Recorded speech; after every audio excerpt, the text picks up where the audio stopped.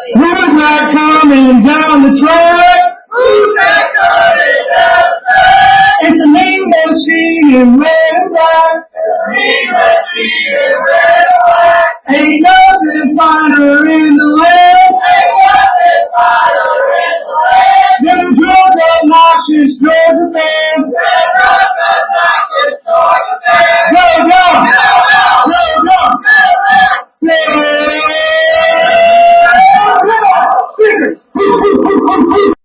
What's up, y'all? This is John and Caleb back for another episode of the Nothing Finer podcast.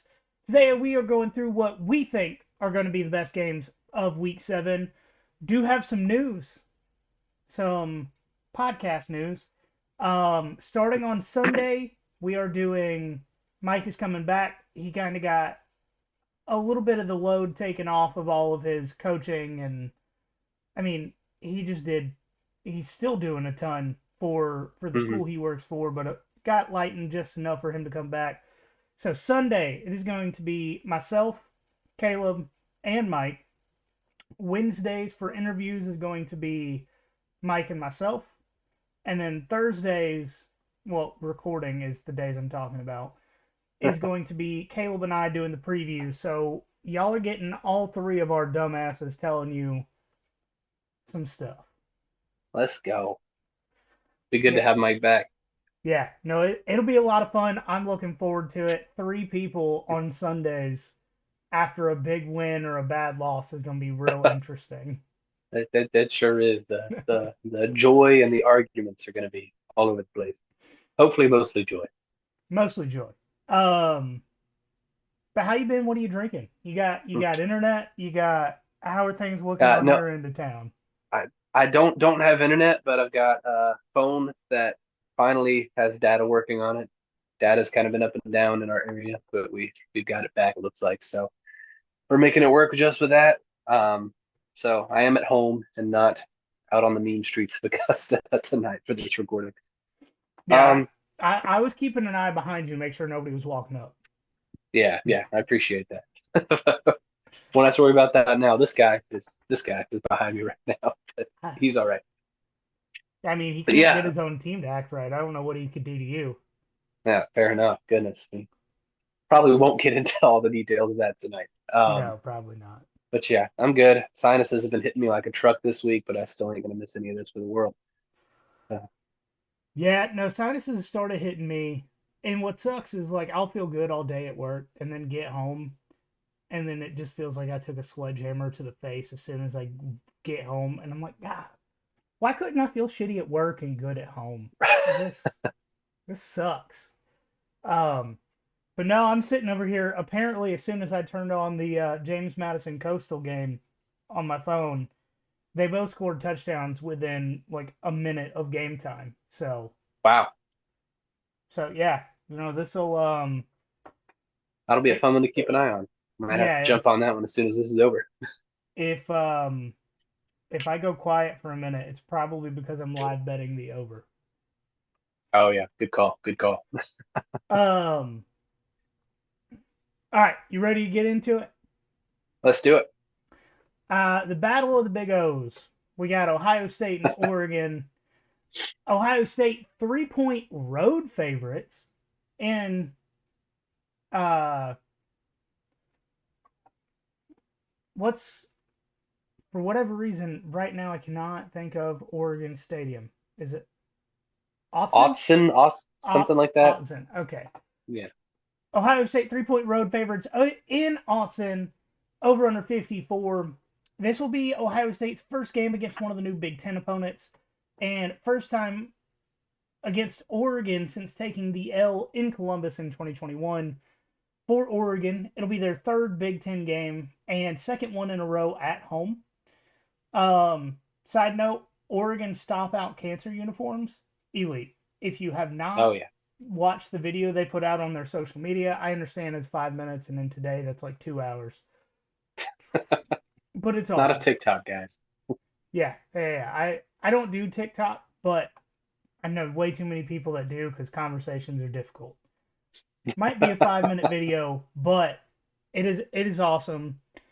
Getting back into the game itself, one of the big things to me about this game is that the lack of competitions both of these teams have seemingly faced. Hmm. For Oregon, their opponent's average total defense ranking 71.5, not including their one FCS opponent, and their average total defensive ranking 78.5, once again with one FCS opponent. Ohio State's competition, opponent's average total offense 97.8, and average total defense is 64.6. Can't So, imagine how these two teams made it this far undefeated. right, right. That's not a good look. It's really not.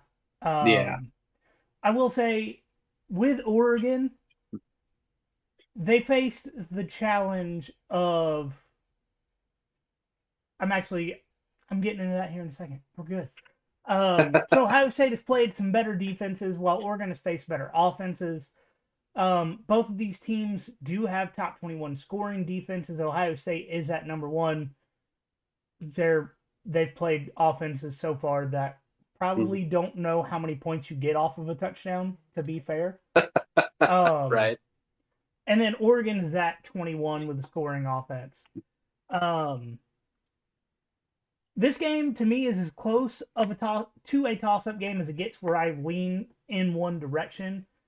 To me, Ohio State has looked like the better team all year. They've also played nobody. They have zero ranked Mhm. teams on their schedule. Both of these teams have played Michigan State. Okay, cool. You know, Right. Pat yourself on the back, I guess. right. That would be like most years, or, you know, potentially next week when you're talking about Georgia and Texas, and it's like, okay, they both played Mississippi State. Right. Potentially, not talking shit yet. Just trying to have a A reasonable comparable, discussion. yeah, comparable SEC opponent. Yeah. Normally that would be Vanderbilt, but not Apparently they're anymore. good now. Yeah, not anymore. So we got. Sorry, my computer tried to update on me real quick. All right. So meanwhile, Oregon has played the Group of Five playoff favorite and held the Heisman favorite to his lowest rushing total in a full game this season, with 100 and damn it, I should have wrote this down. It was over 100 yards. I, Yeah. but I don't know if you could get an all-star defense from across college football and hold Ashton Jeanty to less than 100 yards rushing. Have Um, to agree. Dude's a stud. I do say I have more confidence in Oregon's coaches in big games than I have Ohio State's. So I am reluctantly sticking with my preseason Oregon prediction. Would not be shocked if Ohio State blew the Ducks out of the water. Yes, that was a hunting pun. Yeah, I do agree with you that what Oregon did with Ashton GT is relatively impressive. They sort of kind of held him, which is about all you can do with him, it seems. Um, but I don't actually have more confidence in Oregon's coaching staff to win big games. Like, don't get me wrong, I know who Ryan Day is, and I know what he's done in big games, and I love Dan Lanning with everything inside of my being. Like, always nothing but respect for Dan Lanning. But he has blown some pretty big games too. Um, He you has, think but about good him. news for Oregon. Um, Ohio State does not wear purple and gold.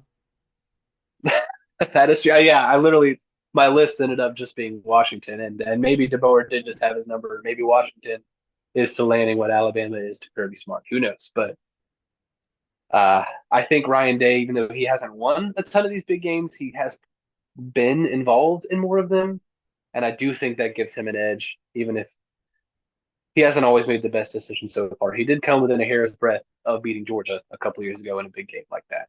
Uh, does Oregon have the dudes to make the comeback that Georgia did a couple of years ago? I don't know that they do. So much as it pains me to say it because I love Dan Lanning and I really like Oregon, I don't like Ohio State all that much. I think the Buckeyes are going to do it. I don't know by how much, but I think they get it done.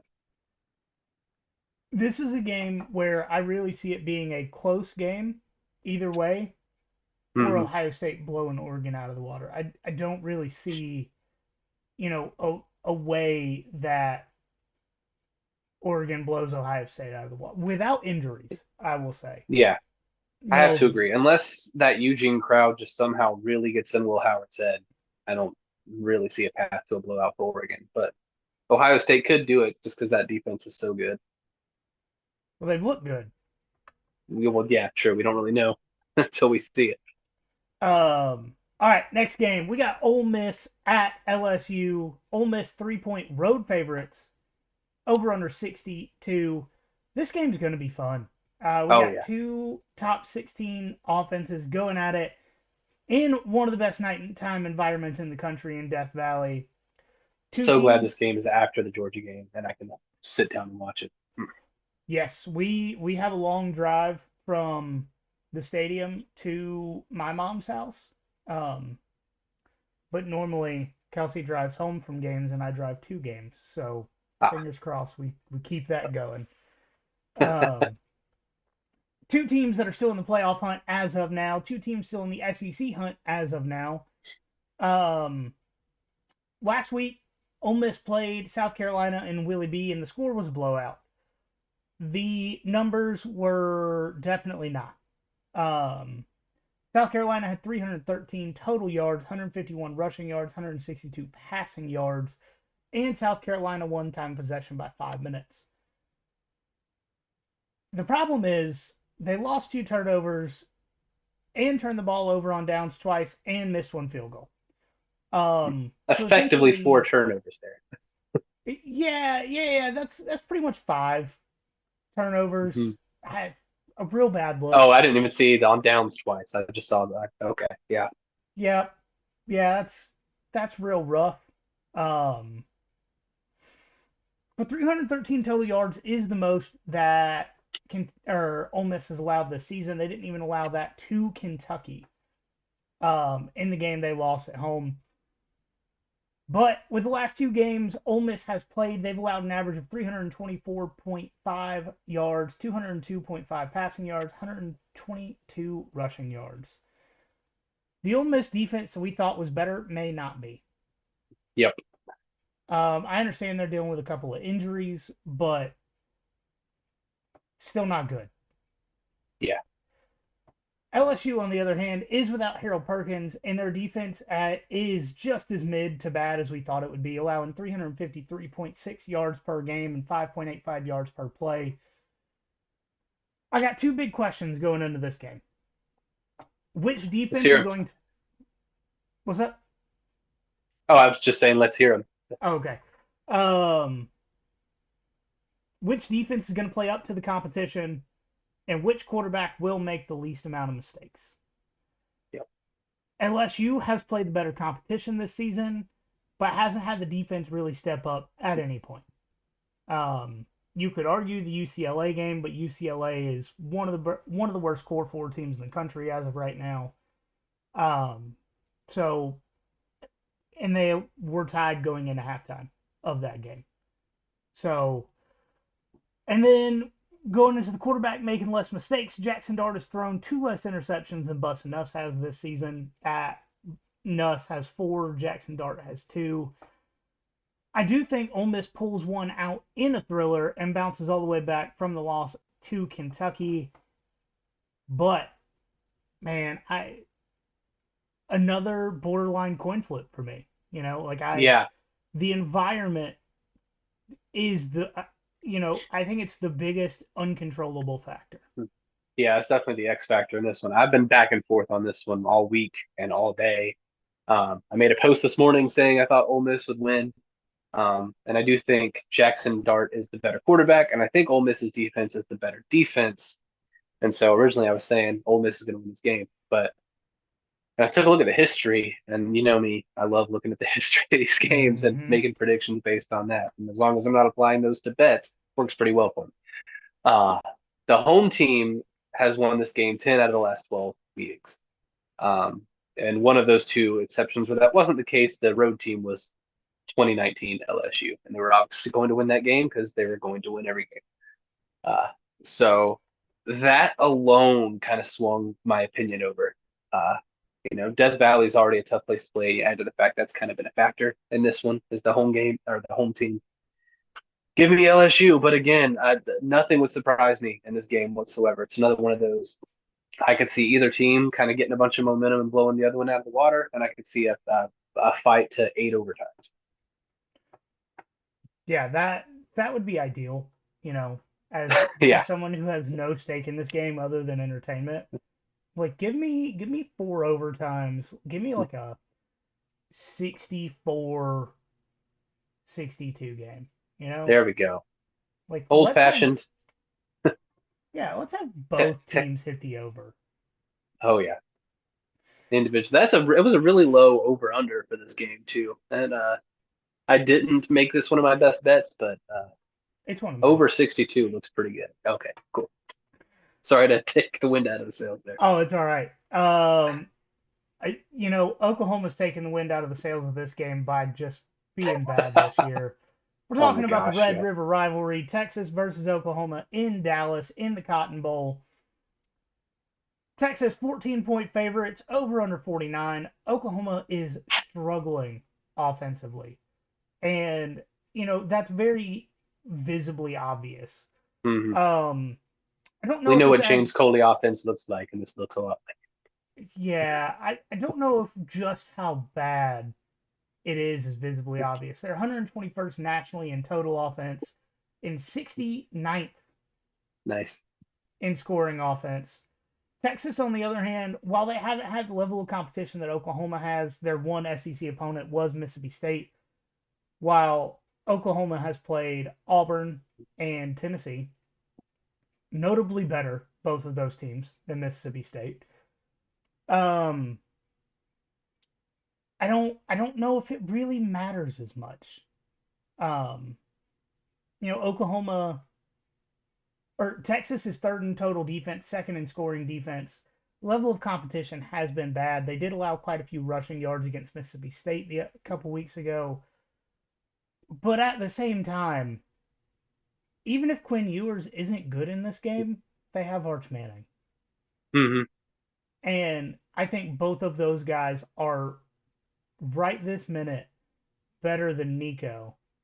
Yeah, And I that's think Texas's defense is better than Tennessee's. So why do I not think that this game is going to end up worse? I think Texas wins, and honestly, you could probably give me a 20-point spread, and I think they still cover.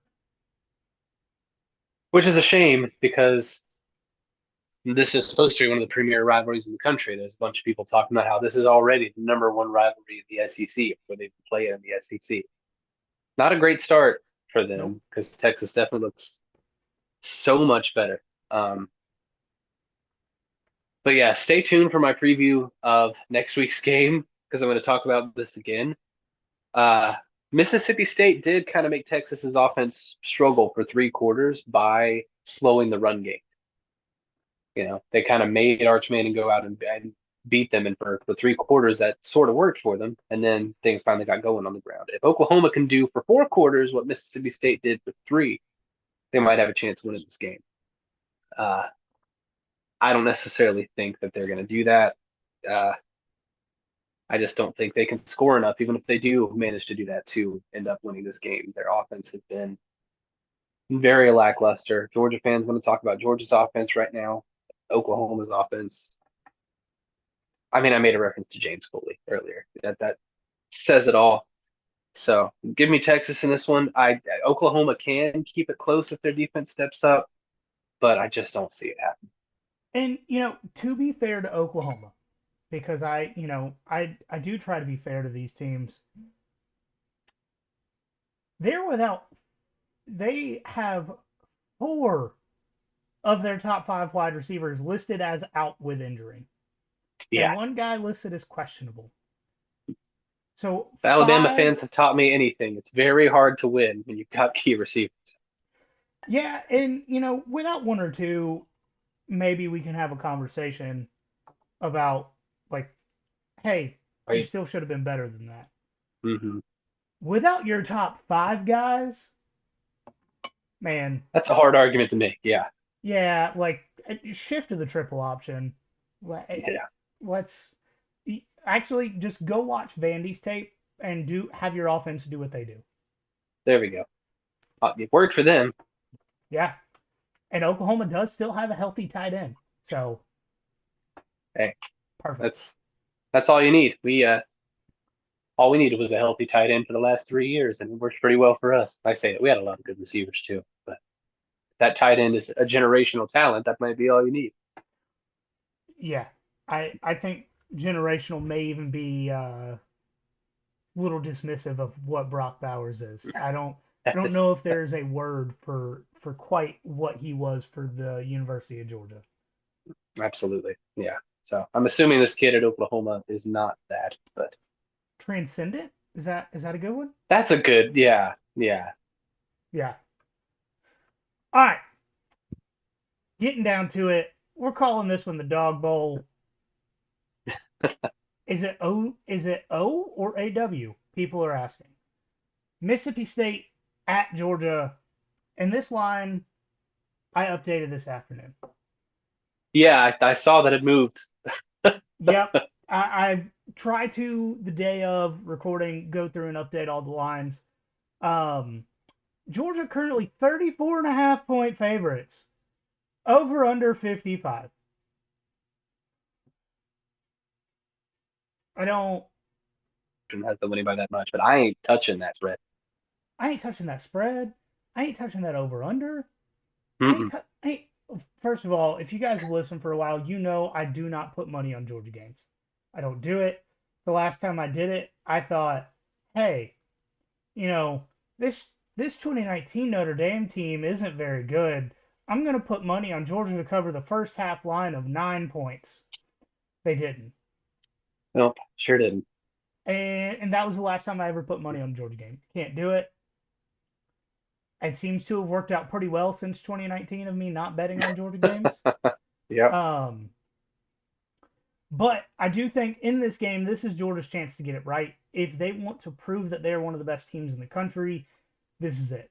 I know we've talked multiple times in this episode about how Mississippi State is not a very good team.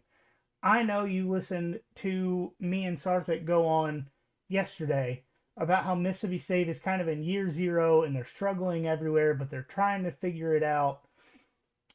I don't necessarily care because if you want to know, if you want a little bit of an insight on what Georgia can potentially do against Texas, it is to see how they played against the exact same opponent that Texas played 2 weeks ago at home. Texas didn't deal with cowbells. You know, this was in Austin. This game's in Athens. This is as close to a transitive property of football as you can get.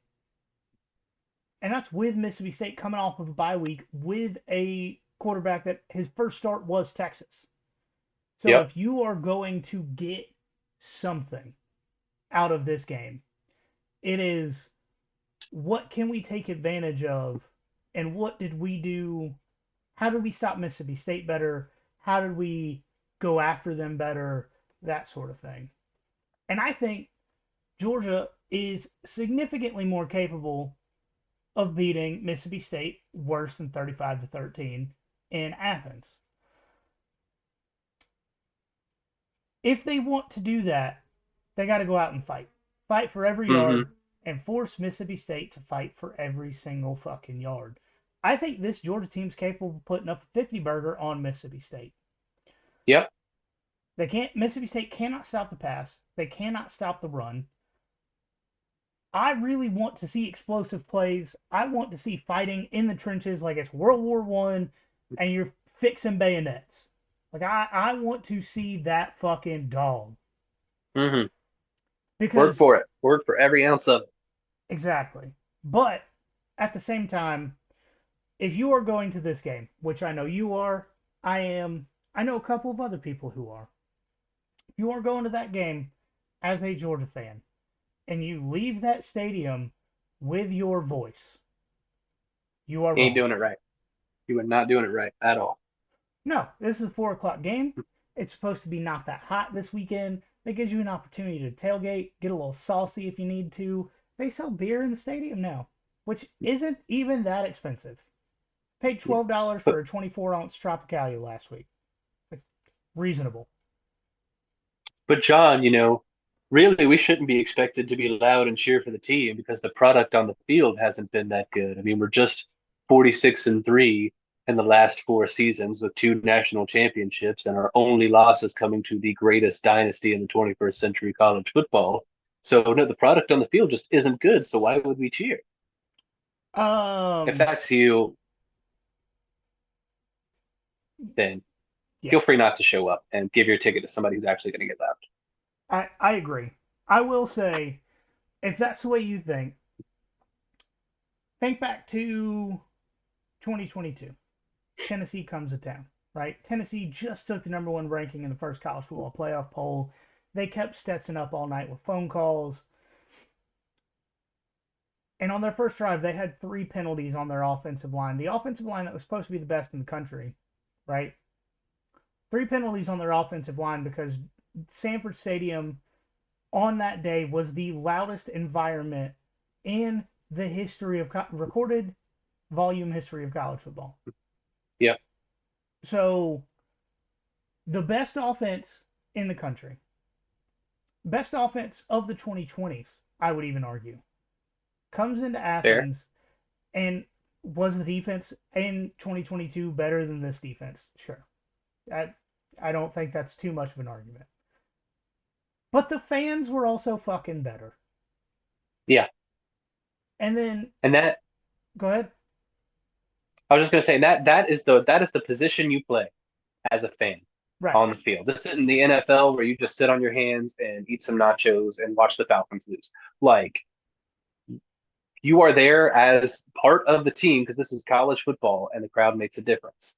And your sole role, you don't have to know the game plan. You don't have to go through playbooks and memorize it as much as there are people out there who would very much like that because they think they could call plays better than a certain offensive coordinator. Your job is to get loud and make things hard for the other team. Yeah. And I understand you're paying for a ticket, and I can spend that time however I please. Okay, that's fine if you would like Georgia to lose more football games at home. Yeah. Like if you want to But we have, waste money, buy a ticket and stay quiet. yeah.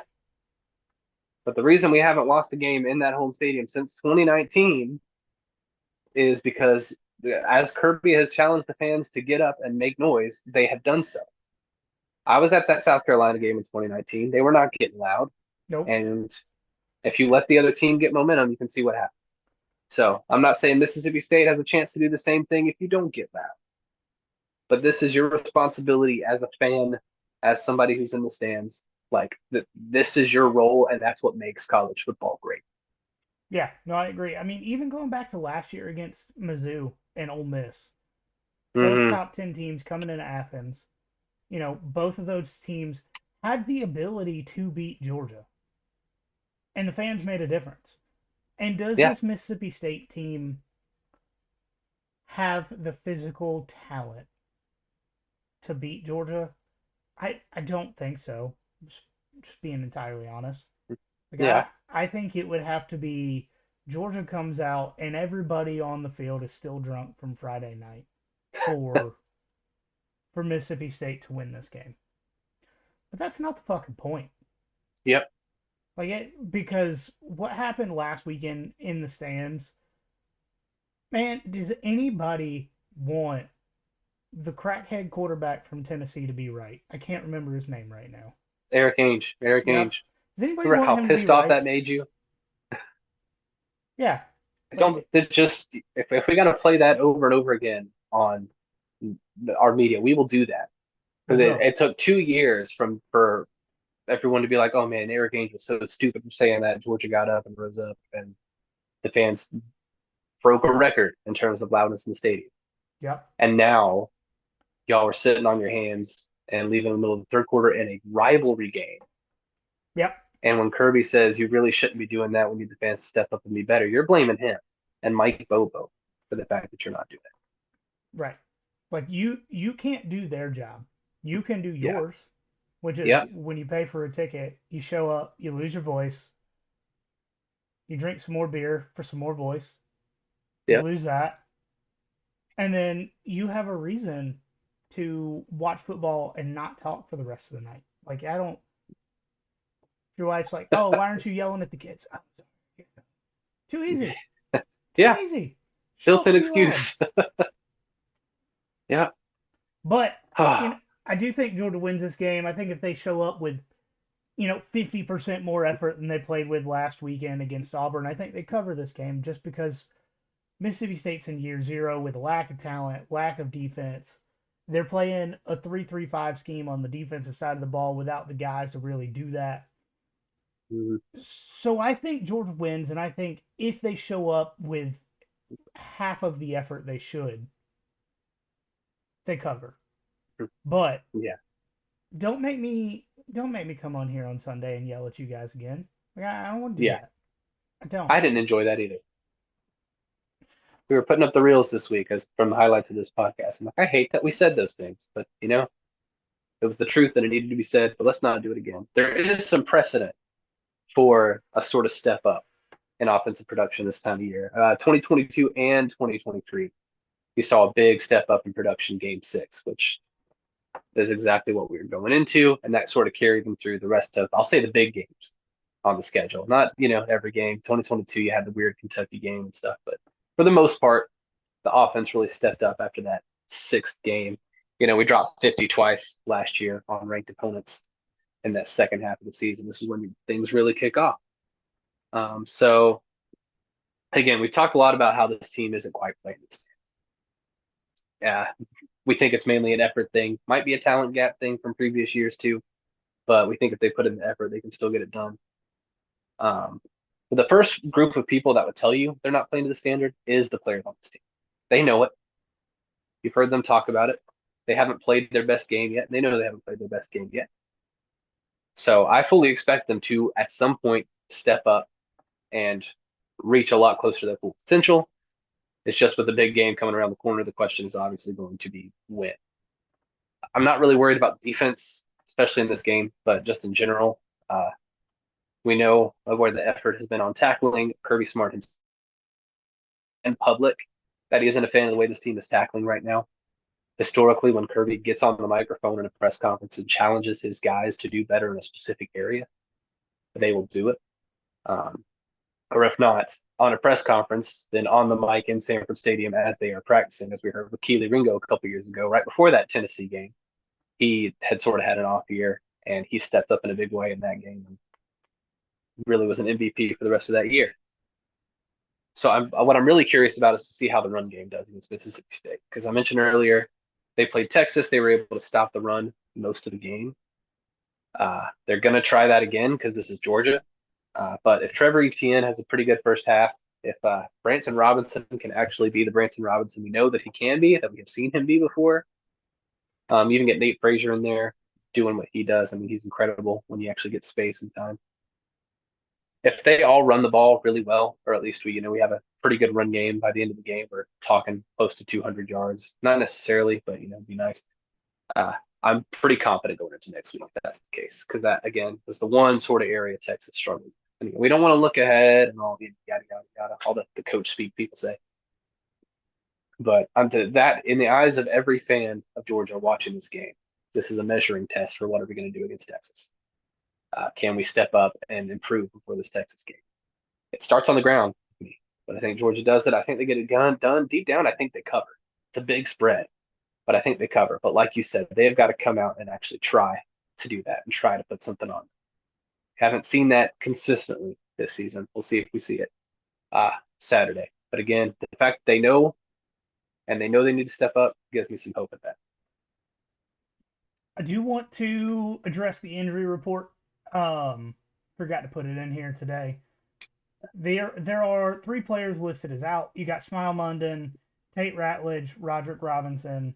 We knew Tate and Roderick were going to be out still. Smile, I'm not sure they've even put out a real diagnosis on what his issue is. I hadn't seen anything. I think wasn't he questionable last week or Yeah, it's listed as a foot injury. hmm. So that's odd. Um, Doubtful, no players are doubtful. Questionable, Jared Wilson, the center, is listed as questionable, and apparently That's an he's one. upgrade, right? It is. It is. He was doubtful last week, but he did warm up as a number two center last week. So I Okay. think in an emergency situation he was good to go, but wasn't needed. Well, So it's that's classic looking Kirby good. Smart. He could have gone if we needed him. Yep. And then Jordan Hall, defensive lineman, is listed as questionable, and there's no one listed as probable. Um, so Notable there, Michael Williams is not on that list. at all. Huge. If he's genuinely 100% and he's getting a lot of snaps, that's a game changer.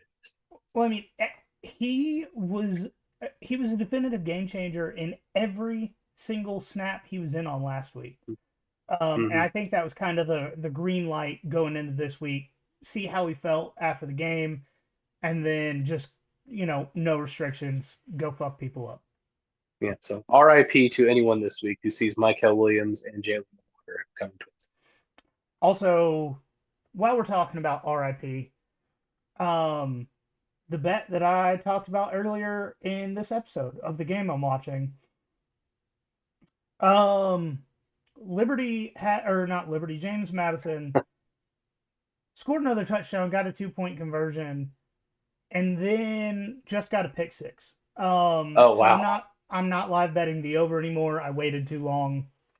Mm-hmm. I don't even Dang. know what it is. RIP indeed. Yeah, rest in peace to that take that I should have taken the time at the very beginning and Yeah. hit on. But Shame we weren't live on Millions, or else somebody might have taken you up on that. yeah, no, we are going starting back live on Millions this Sunday with the three of Mm. us for that insanity that we plan on going through on Sunday. Um, but with everything that's been going on, hurricanes and all that, we haven't done it in a few weeks. Yeah. So It's hard to know when you don't really know when you're going to be able to do the show. It's correct, hard to go live. correct. But like I said, we are starting that back again this Sunday. But your best bets, are you ready? Hmm. All right. So I'm going to start. Arizona State is catching 5.5 at home versus Utah. Some old school Big 12 after dark, which feels so weird to say, but it is two former Pac-12 teams going at it 10:30 Eastern. I'll be I don't honest. remember if this is a. Go ahead. I was just going to say I don't remember if this is a Friday game or a Saturday game. I think it's Friday night. It is. Um, it is okay. Yeah. So Big 12 after dark on a Friday night. Arizona State is catching 5.5 at home against a Utah team that has been just struggling a little bit lately. Um, And Cam Rising may play in this game. we've been saying that for a little bit though. So You that's fair. They did have a bye week last week. Um, so you know, so yeah, and on but we'll see. But Monday they said they were hopeful to get him back, but the Big 12 doesn't have injury reports, so as of right now, we don't know. And I know all this because I went on a deep dive. I was about to take the opposite side of this line. gotcha. Yeah. I'm picking this one because Arizona State's actually not been bad this year. I know it's easy to kind of pigeonhole them as who they are. They're 4-1 right now, and I couldn't tell you off the top of my head who their opponents are. Well, they beat Mississippi But State. yeah, there we go. So I just like, I don't know, something was just calling to me. If I'm being honest, sometimes you just look at something and you just think, oh, I'm just gonna click this button because it just seems nice and it seems like it's whispering my name. This was one of those, and then I Yeah. tried to come up with a justification for it after the fact.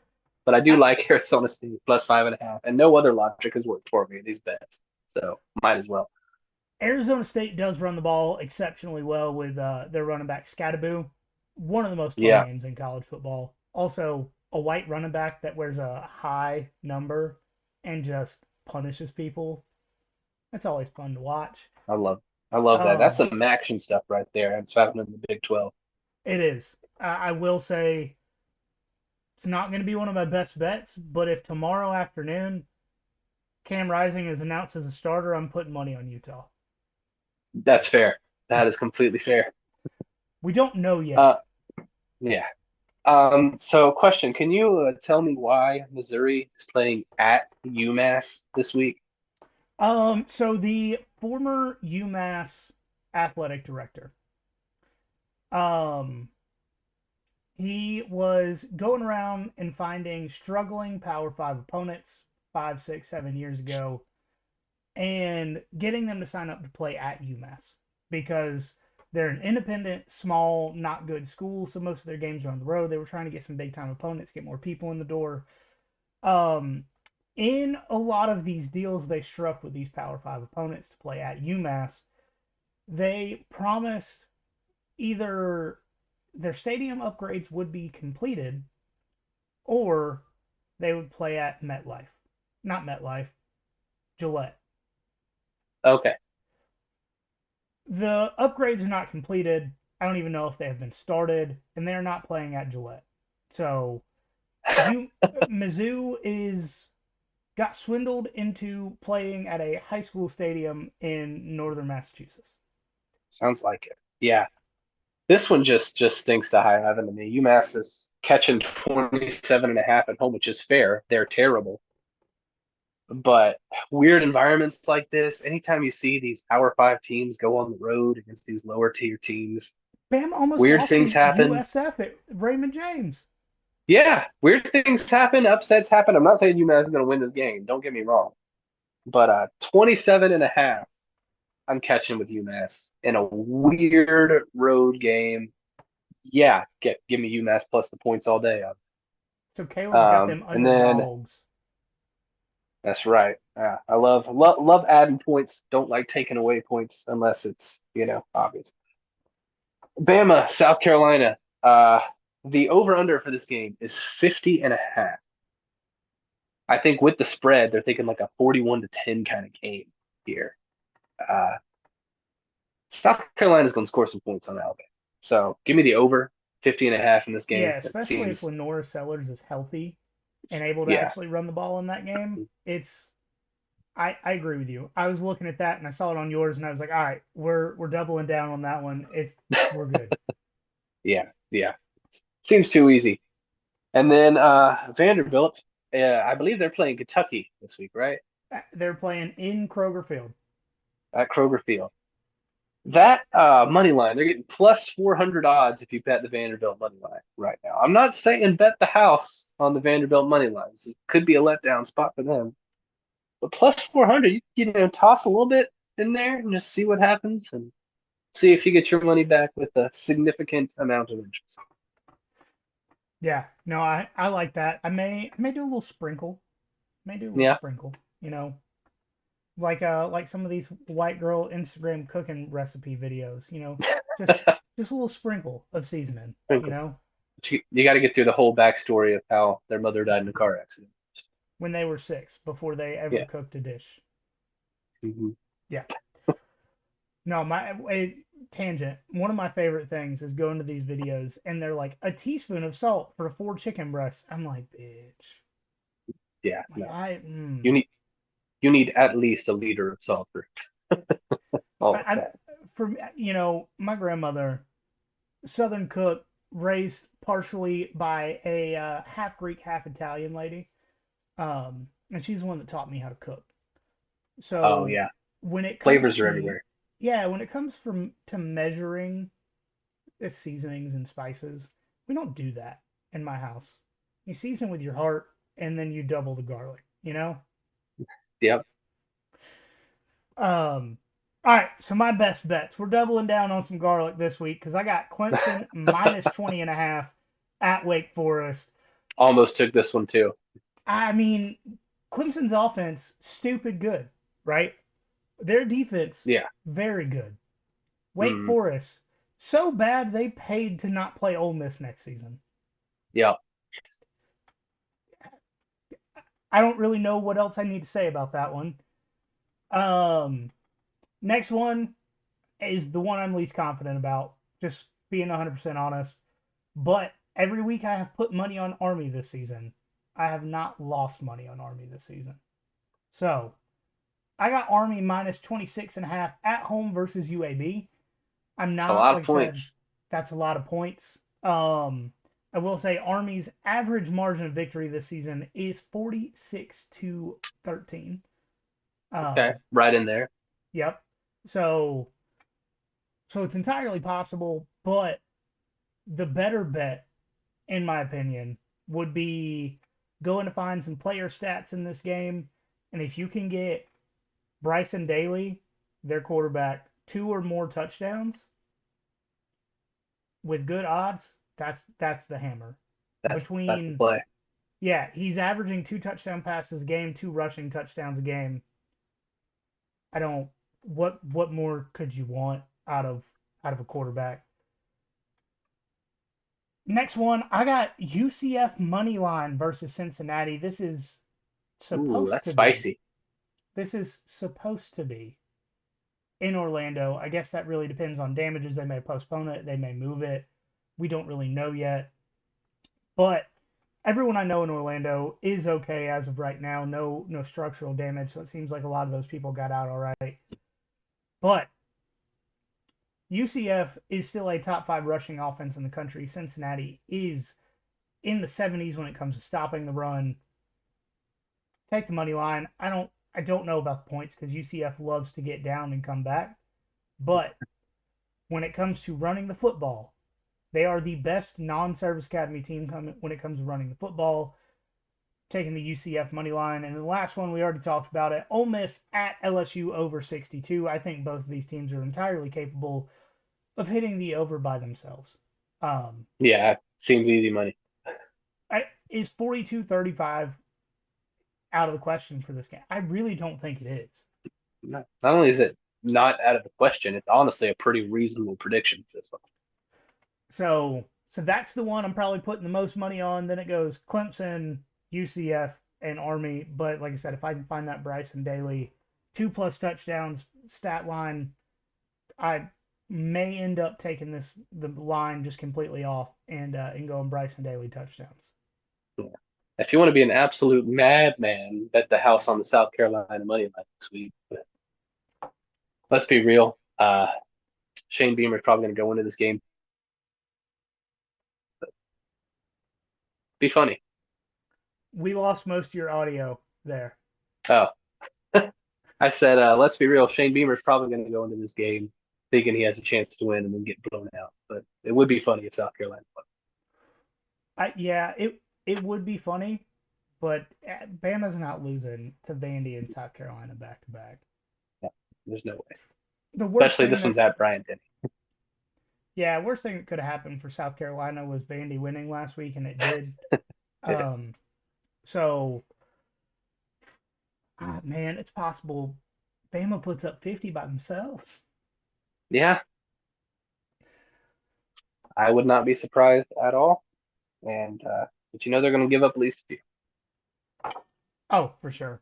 Just to update you guys on how much I should have bet the live line.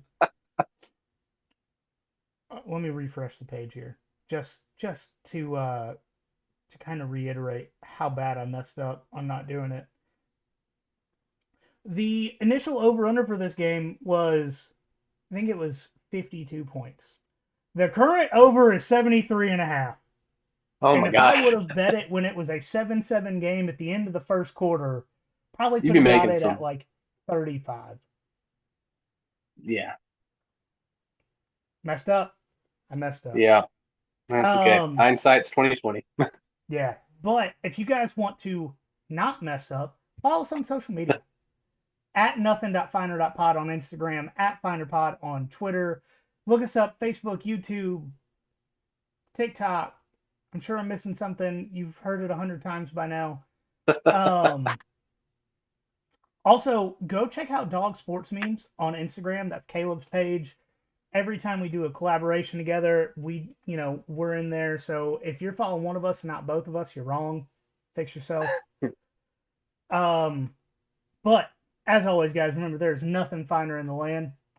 Than a drunk, obnoxious Georgia fan.